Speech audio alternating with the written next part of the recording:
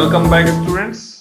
हम लोग current electricity पढ़ रहे थे और उसमें बच्चों लास्ट लेक्चर में किरचॉफ्स लॉज पर बेस्ड क्वेश्चंस प्रैक्टिस किए हमने। अब नेक्स्ट पार्ट जो लास्ट पार्ट आ रहा है इसका करंट इलेक्ट्रिसिटी यूनिट का, वो है बच्चों बैलेंसिंग एक्सपेरिमेंट्स। तो आज के वीडियो में मैं शेयर करने जा रहा हूं आपसे व्हीटस्टोन ब्रिज की डिटेल।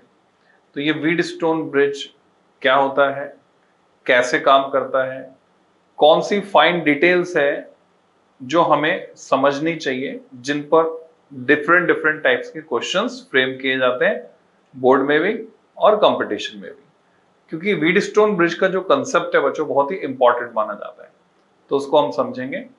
और इस पार्ट को बैलेंसिंग एक्सपेरिमेंट्स क्यों नाम दिया गया उसको मैं एक्सप्लेन कर देता हूं। इसमें हम मीटर ब्रिज के बारे में पढ़ने वाले हैं, पोटेंशियोमीटर के बारे में पढ़ने वाले हैं, मीटर ब्रिज जो कि व्हीटस्टोन ब्रिज पर बेस्ड है, और हम पोस्ट ऑफिस बॉक्स का भी जिक्र करेंगे। तो ये सभी इंस्ट्रूमेंट्स में क्या करना होता है, रीडिंग निकालने के लिए जो गैल्वेनोमीटर होता है उसमें जीरो डिफ्लेक्शन देखना होता है, उसको हम बोलते हैं बैलेंस पॉइंट। और यही कारण है कि इन सारे एक्सपेरिमेंट्स को हम नाम दे सकते हैं बैलेंसिंग एक्सपेरिमेंट्स। तो फिजिक्स लैब में इस चैप्टर पर बेस्ड जो प्रैक्टिकल्स हैं उसमें मीटर ब्रिज के 2 प्रैक्टिकल होते हैं, पोटेंशियोमीटर के 2 प्रैक्टिकल होते हैं, तो 4 प्रैक्टिकल इस सेक्शन में से आते हैं। और पोस्ट ऑफिस बॉक्स जो आर्टिकल है वो बच्चों सिर्फ और सिर्फ एडवांस जेई एडवांस के सिलेबस में है, जेई मेंस और नीट से उसको हटा दिया गया है। और बोर्ड में तो पहले से हट गया था क्योंकि पोस्ट ऑफिस बॉक्स जो है ऑब्सोलीट हो चुका है, तो वो समझेंगे, उसके बारे में बात करेंगे। So heading is balancing experiments, और उसमें सब हेडिंग आप लगा सकते हैं। 2 नंबर का क्वेश्चन हम प्रिपेयर करेंगे, व्हीटस्टोन्स ब्रिज। नाम याद रखना आसान है क्योंकि नाम है ही ऐसा, व्हीट यानी आटा, स्टोन यानी पत्थर, आटे पत्थर, तो साइंटिस्ट का नाम ही कुछ ऐसा है, व्हीटस्टोन्स ब्रिज। जैसा कि हम सभी लोग जानते हैं कि आवश्यकता ही आविष्कार की जननी है, necessity is the mother of invention. तो ये व्हीटस्टोन ब्रिज की जरूरत क्यों पड़ी? और जो पहले के टाइम में जब सारा कम्युनिकेशन वायर से होता था, है ना, वायर से भी पहले क्या था, वायर से पहले मैसेंजर, दूत, हरकारा, यानी एक व्यक्ति खुद जाया करता था सूचना लेकर, एक शहर से दूसरे शहर, एक गांव से दूसरे गांव, गांव से शहर, वगैरह वगैरह। जो पैसे वाले लोग थे उनके मैसेंजर्स घोड़ों पर जाते थे, और जो गरीब लोग थे उनके मैसेंजर्स पैदल जाते थे। तो मैसेंजर्स सूचनाएं पहुंचाया करते थे, कम्युनिकेशन उस तरह से होता था। और फिर जब टेलीग्राफ का इन्वेंशन हुआ, इसमें कई लोगों के नाम हैं। इन्होंने जब टेलीग्राफ इन्वेंट किया तो बच्चों उसके बाद टेलीग्राफ के इन्वेंशन के साथ, जिसमें व्हीटस्टोन का भी कंट्रीब्यूशन है, और फिर सिग्नल ट्रांसमिशन के लिए मोर्स कोड डेवलप हुए। मोर्स कोड सेना के जनरल थे बच्चों, एफबी मोर्स, अमेरिकन सेना के, तो उन्होंने कोड लैंग्वेज डेवलप की, मोर्स कोड, वो आज भी हम यूज करते हैं। डॉट और डैश की लैंग्वेज है, तो इसमें कम्युनिकेट करना इजी होता है। तो शुरू शुरू में जो कम्युनिकेशन सारा का सारा होता था टेलीग्राम, टेलीग्राफ, उसके जरिए। ग्राफ क्यों बोला गया? क्योंकि एक पैटर्न बनता था, ठीक है, तो इसलिए उसका नाम रखा गया ग्राफ। अभी तो ये ऑब्सोलीट हो गया सब, जैसा आपको पता है कि सारी टेक्नोलॉजी वायरलेस हो चुकी है, पर ये सारा कम्युनिकेशन पहले वायर्स के थ्रू हुआ करता था। बेसिकली ये जो टेलीग्राफ है ये मॉडिफाइड वर्जन ऑफ इलेक्ट्रोमैग्नेट था, जिसमें एक मैकेनिकल आर्म होती थी, वो इलेक्ट्रोमैग्नेट को एक्चुएट करने पर मैकेनिकल आर्म में जो एक पेन लगा होता था वो नीचे रोलर पे घूमते हुए पेपर के कांटेक्ट में आता था, तो प्रिंटिंग हो जाती थी। अगर थोड़ी सी देर के लिए कांटेक्ट में आके ऊपर हो जाएगा तो डॉट प्रिंट होगा, ज्यादा देर कांटेक्ट में रहेगा, नीचे रोलर घूम रहा है तो डैश प्रिंट होगा, यानी लाइन प्रिंट होगी। तो डॉट और डैश की लैंग्वेज में सारे मैसेजेस कोडेड लैंग्वेज में ट्रांसफर हो जाते थे थ्रू दिस टेलीग्राफ। अब एक बड़ी समस्या थी, वायर लाइंस के साथ एक बड़ी समस्या है, आंधी तूफान में कोई पेड़ टूट के गिर गया और कुछ ऐसी बात हुई तो वो तार टूट जाएगा। तार अगर टूट गया है और कई कई किलोमीटर लंबी लाइंस हमने बिछाई हुई हैं, तो ये पता लगाना कि तार कहां से टूटा है बड़ा ही मुश्किल काम।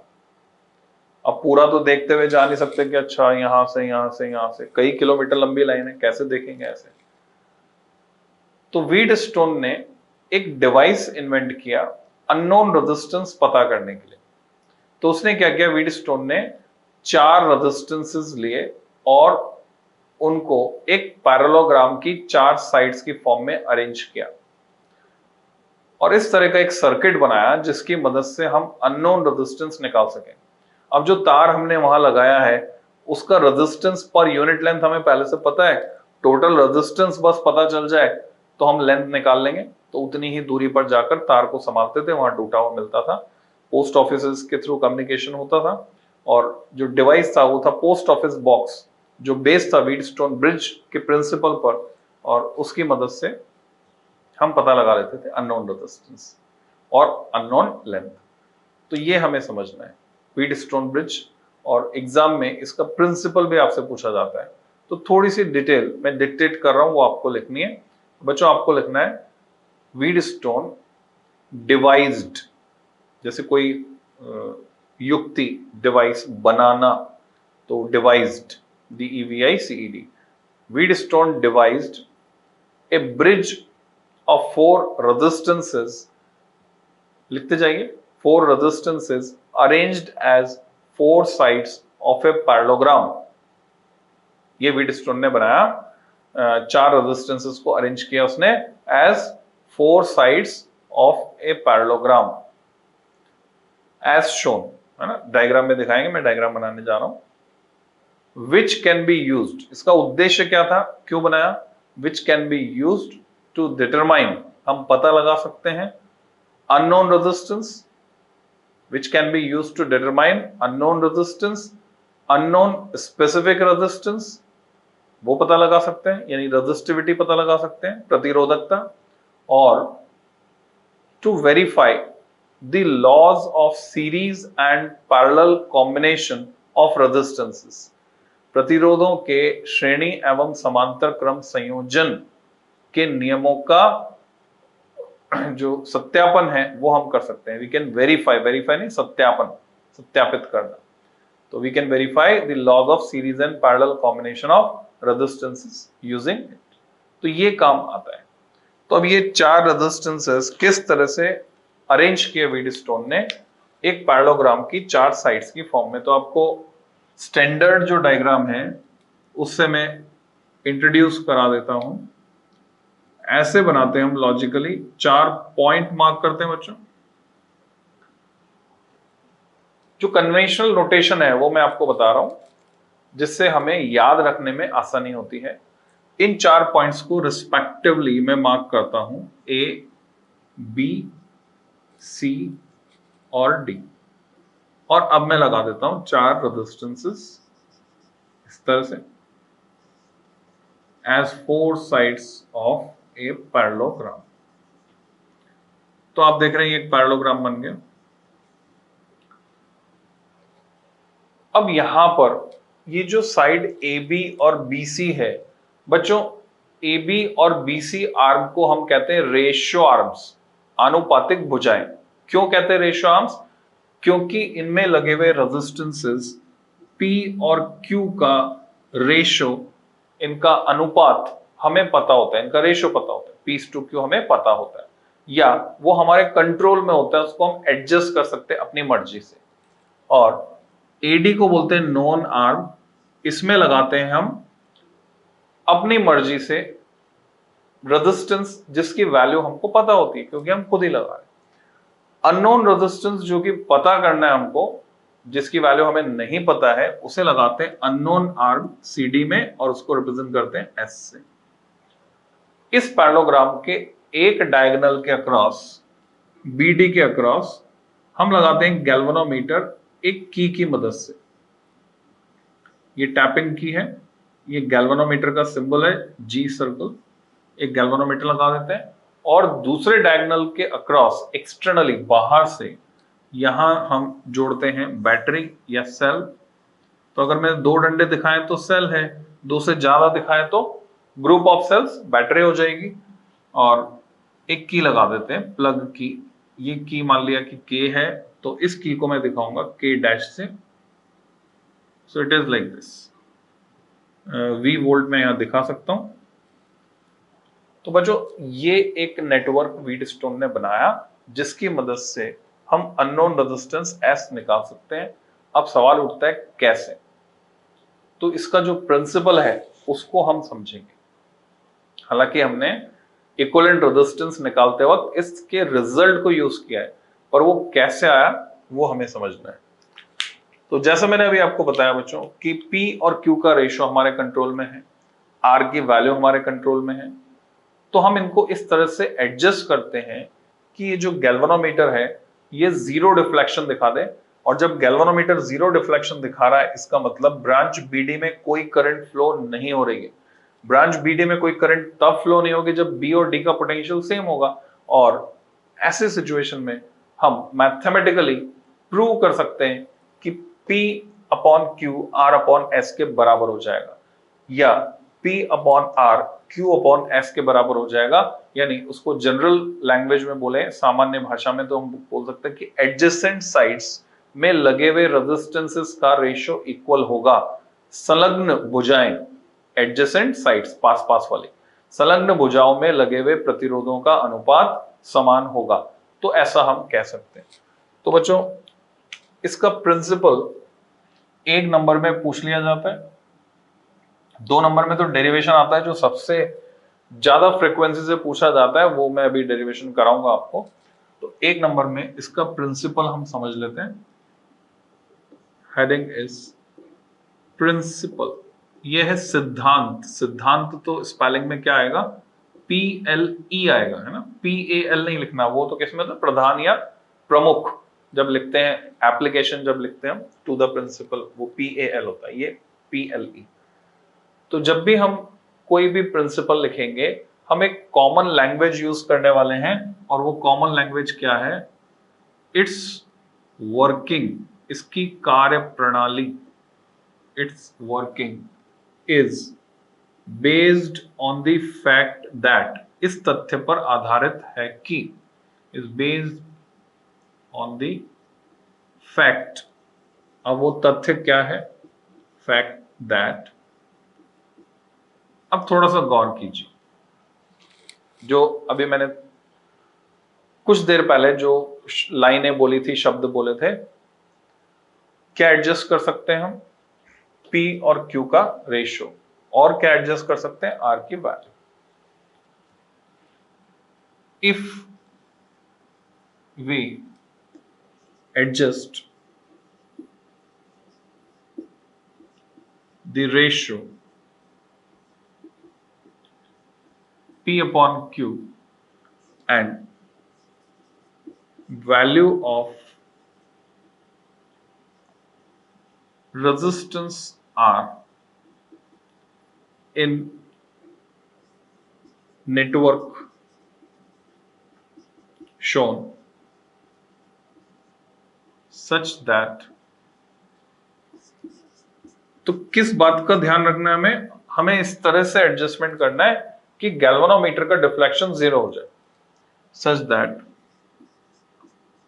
द गैल्वेनोमीटर, एग्जाम में भी हम ऐसे लिख सकते हैं, जी सर्कल, लैंग्वेज में लिखने की जरूरत नहीं है, सिंबॉलिक नोटेशन, और नोट्स में तो ऐसे लिखना ही है, शोज 0 डिफ्लेक्शन और no deflection, no deflection. Galvanometer में क्या होता है बच्चों, उसकी जो सुई है वो सेंटर पे रहती है, यहां 0 होता है, इधर 30 डिविजन्स, इधर 30 डिविजन्स, और निडल जो है सेंटर पे रहती है।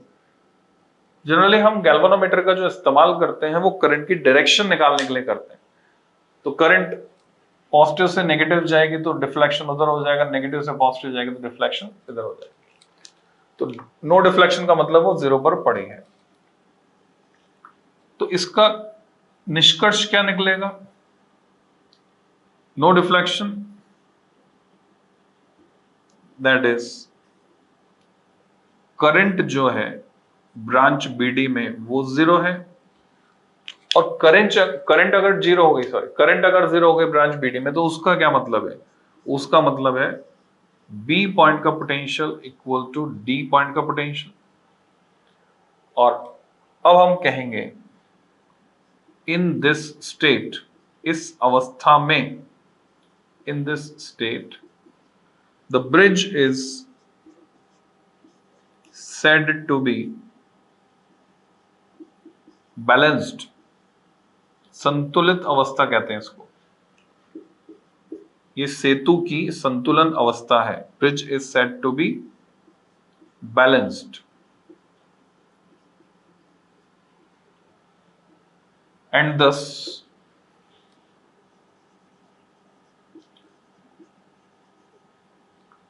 डायरेक्ट रिजल्ट में लिख रहा हूं, जिसको प्रूव करेंगे हम। तो जब भी प्रिंसिपल लिखना है, ये डायग्राम भी आएगा, ये लैंग्वेज आएगी, and thus P upon Q equal to R upon S। इसको रिवर्स मोड में भी लिख सकते हैं बच्चों, वो भी सही है। रिवर्स मोड में कैसे लिख सकते हैं समझ लीजिए। जैसे आपने 11th क्लास में ट्रायंगल लॉ पढ़ा था, फिर ट्रायंगल लॉ का कन्वर्स पढ़ा, पॉलीगन लॉ का कन्वर्स यानी उसका उल्टा। तो इसको रिवर्स मोड में भी मैं लिख सकता हूं। हम ऐसे लिख सकते हैं, its working is based on the fact that, यहां तक तो लैंग्वेज सेम आएगी प्रिंसिपल की। In the circuit shown if P upon Q equal to R upon S, if ratio of resistances in adjacent sides of parallelogram becomes equal, then we can show that VB equal to VD and the bridge is said to be balanced and galvanometer will show zero deflection because no current will flow through arm BD। Reverse भी लिख सकते हैं। तो ये principal है इसका। अब S unknown है, P और Q का रेशियो हमें पता है, R हमें पता है, तो हम यहां से S निकाल सकते हैं, S equal to Q by P into R। तो एक नंबर में ये हो गया प्रिंसिपल। अब मैं इसका डेरिवेशन जो 2 नंबर का, जो सबसे ज्यादा फ्रीक्वेंसी से पूछा जाता है, वो डिस्कस कर रहा हूं बच्चों। सो 2 मार्क्स में टू प्रूव, क्या प्रूव करना है हमको? इसको कहते हैं condition of balance, Wheatstone bridge की कंडीशन ऑफ बैलेंस, इसको प्रूव करना है। आपसे कहते हैं obtain condition of balance, prove condition of balance. To prove P upon Q equal to R upon S। और स्पेशली लिखा आता है क्वेश्चन में यूजिंग KVL, लूप लॉ लगाकर आपको प्रूव करना है। तो लूप लॉ लगाने के लिए मुझे यहां पर लूप लेने होंगे। तो सबसे पहले मैं करंट की डायरेक्शन दिखाता हूं बच्चों। माना कि यहां से करंट I चलकर जब जंक्शन A पर पहुंचती है, तो करंट के पास 2 रास्ते हैं। अगर P में जा रही है I1, तो R में जाएगी I minus I1, junction law. पर मुझे पता है कि आगे करंट्स कटने वाली हैं, तो मैं I माइनस I1 लिखने के बजाय इसको I2 लिखता हूं। और क्योंकि बैलेंस स्टेट है, गैल्वेनोमीटर जीरो रिफ्लेक्शन दिखा रहा है, हमें बैलेंस स्टेट के लिए ही डिराइव करना है ना। अनबैलेंस स्टेट होगी तो थोड़ा सा लेंथी हो जाता है डेरिवेशन, वो हमारे सिलेबस में नहीं है अनबैलेंस स्टेट वाला, तो वो हमें डिराइव नहीं करना है। हालांकि उसको भी कर सकते हैं हम केवीएल से। तो I1 करंट जो है पूरी की पूरी Q में चली जाएगी ऐसे की ऐसे, और इधर से I2 पूरी की पूरी चली जाएगी S में, क्योंकि इस ब्रांच में तो कोई करंट है ही नहीं। और C पर जाकर ये दोनों I1 I2 मिलकर वापस बन जाएंगे I। So this is the situation. अब लूप चाहिए हमको, कितने लूप चाहिए? I1 और I2 को काटने के लिए 2 लूप हमको चाहिए। ये 2 लूप मैंने लिए। बहुत सिंपल सा डेरिवेशन है बच्चों। आपको लैंग्वेज में लिखना होगा कंसिडरिंग द बैलेंस स्टेट, या द नहीं आएगा, सही अंग्रेजी के, considering balance state of the bridge. हमने गौर किया हो जैसे मैं तो बोर्ड पे मिटा सकता हूं, फिर भी मैंने एक लाइन से काटा क्योंकि आप पेपर पे लिख रहे हैं, वो मिटा नहीं पाएंगे। अब कुछ बच्चे कैसे काटते हैं, ऐसे कुचड़ मुचुड़ करके, वो गंदा दिखता है, ठीक है। तो अपने आप पे कंट्रोल करके काटने का सही तरीका क्या है, अगर कुछ गलत लिखने में आ गया है तो बस सिंगल लाइन से ऐसे काट दीजिए। This is the right way of cutting. Considering the balance state of bridge and applying